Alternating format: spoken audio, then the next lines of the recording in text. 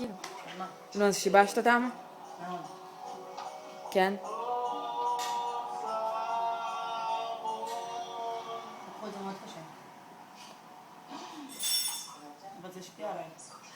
ומה נראה לך עכשיו, שתיפגשי איתו? אני לא יודעת מה הוא רוצה ממני. אני חושבת שהוא רוצה רק לנצל אותי ולהשאיר אותי ילד קטנה.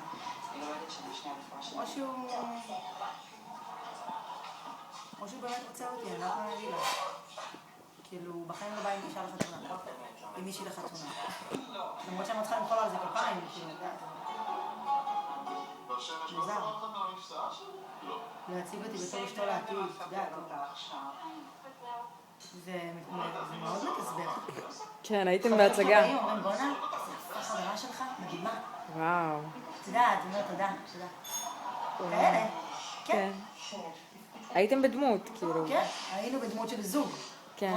עכשיו אני ישבתי איתו בשולחן, אומרת לו, כפרה עליך, אתה לא הבנת איזה תרגיל עשיתי לך. הוא אומר לי, מה זאת אומרת? אמרתי לו, אני מפגר, אתה לא קולט שאנחנו, איזה אקשן יש פה כאילו? אתה לא הבנת שכל מה שאמרתי צדקתי? הוא אומר לי, בוא נעד, אני לא מאמין, תפסת ראש, הוא אומר לי, לא, זה מה שרצית שיהיה, אמרתי לו, זה מה יש. והוא היה מבסוט מזה, אז כאילו, מצד שני אני לא יודעת פה מה, הבנת? כן, הבנתי. מהמם. מה מאמן? את. סתם, אני רואה אותך במצלמה, ואני פתאום, אני קולטת כאילו איזה יפה. סתם, זעזעת.